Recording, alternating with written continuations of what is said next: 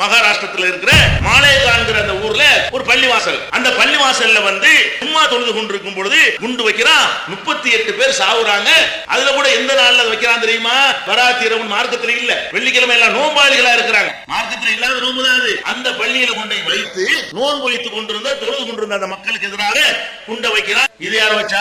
கூட முஸ்லிம்கள் சம்பந்தப்பட்ட ஒரு பள்ளிவாசல்ல வைத்திருக்கிறான். நாக்குசாம எல்லா பையனும் சொன்னா முஸ்லிம் குண்டு வச்சுட்டான். ஏன்னா கொஞ்சமாவது ஒரு சென்ஸ் உங்களுக்கு அறிவு வேணா? பள்ளிவாசல்ல புனித தலத்துல வெள்ளிக்கிழமையில குண்டை வைக்கிறான். அதை எப்படி ஒரு முஸ்லிம் வைப்பா?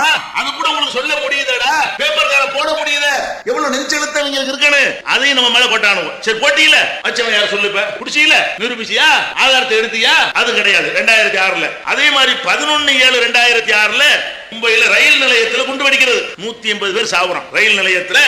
அது வீட்டின்னு நினைக்கிறேன், அந்த விக்டோரியா டெர்மினல் வாங்க இல்லையா, அங்க நினைக்கிறேன் குண்டு வெடிக்கிறது. அதுல குண்டு வெடிச்ச உடனே 180 பேர் சாவுறாங்க. உடனே என்ன பண்ணா? பேப்பர்ல எல்லாம் பயங்கரம், நாட்டை உலுக்கிய பயங்கரம், முஸ்லிம் தீவிரவாதிகள் கைவரிசையா அப்படின்னு போடாங்க. அடுத்த நாள் அவன் மாட்டினா இவன் மாட்டினான்னு பேப்பர்ல பரபரப்பு. 180 பேரா இருக்கிறதுனால 2 நாளைக்கு பரபரப்பா டிவி மீடியா எல்லாத்தையும் பாத்தீங்கன்னா இதே பேரா தான் இருக்கும். அப்புறம் என்ன ஆச்சு? இப்ப என்ன ஆச்சு? அவன் யார் யார் பேரெல்லாம் சொன்னியே, என்னது இயக்கத்து பேரெல்லாம் சொன்னியே, அவனுக்கு தண்டனை வாங்கி கொடுத்தியா?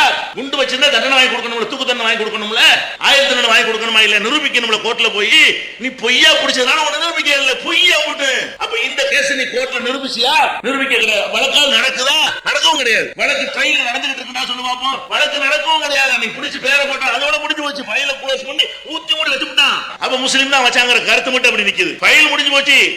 அந்த பழியை சுமந்து கொண்டிருக்கிற அந்த சமுதாயத்தை சேர்ந்தவர்கள். அதுக்கப்புறம் 7/3/2006ல காசி வாரணாசி இருக்கு இல்லையா, ஊபியில அங்க குண்டு வைக்கிறான். அதுல 15 பேர் சாவுறான். இது காசி வந்து இந்துக்களுடைய புனித நகரம். இதுக்கு பில்டப் நிறைய கொடுப்பாங்க. அதுக்கு பள்ளிவாசல் கொடுக்க இயலாதுல. காசி என்ன செய்வான்? காசிக்கு மட்டும் இந்துக்களுடைய புனித நகரம் என்ற காரணத்தினால் அது வேண்டுமென்று திட்டமிட்டு இந்துக்களை அச்சுறுத்துவதற்காக, இந்து மதத்துக்கு மிரட்டுவதற்காக, பாபர் மசூதிக்கு பதிலடி கொடுப்பதற்காக வேண்டி காசியில கொண்டு வச்சுட்டாங்க.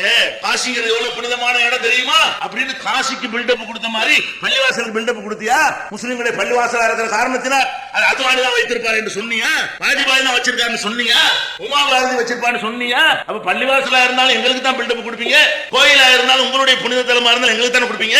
சரி, காசியில் சொன்னியா இல்லையா? காசி எவ்வளவு புனிதமான இடம். அப்படி ஒரு இடத்துல ஒருத்தன் குண்டு வச்சுட்டு போயிருந்தான்னா நீ எவ்வளவு கேர்ஃபுல்லா அந்த வழக்கை விசாரிச்சிருக்கனே, விசாரிச்சு சம்பந்தப்பட்டவனுக்கு தண்டனை வாங்கி தந்திருக்கனே. விசாரிச்சியா? வழக்கு நடத்தினியா? தண்டனை வாங்கி கொடுத்தியா? இன்னைக்கு வரைக்கும் இல்ல. இப்ப என்னடா எதுக்குடா புலனாய்வு வச்சிட்டு இருக்கீங்க? உங்களுக்கு அதிகாரம், சம்பளம் வெக்கமா இல்ல உங்களுக்கு? எவ்வளவு நாட்டுல குண்டு அவார்டு போட்டு தள்ளிக்கிட்டே இருக்கிறான். எவன் செஞ்சான்னு உனக்கு கண்டுபிடிக்க வக்கு இல்ல. உடனே எங்க மேல பழைய போட்டு ஃபைல மூடுறீங்க. இதை கண்டுபிடிக்கலடா நீ எதுக்கு இந்த வேலையை பாக்குற? எந்த காவல்துறையா இருந்தாலும் என்னுடைய கேள்வி அதுதான்.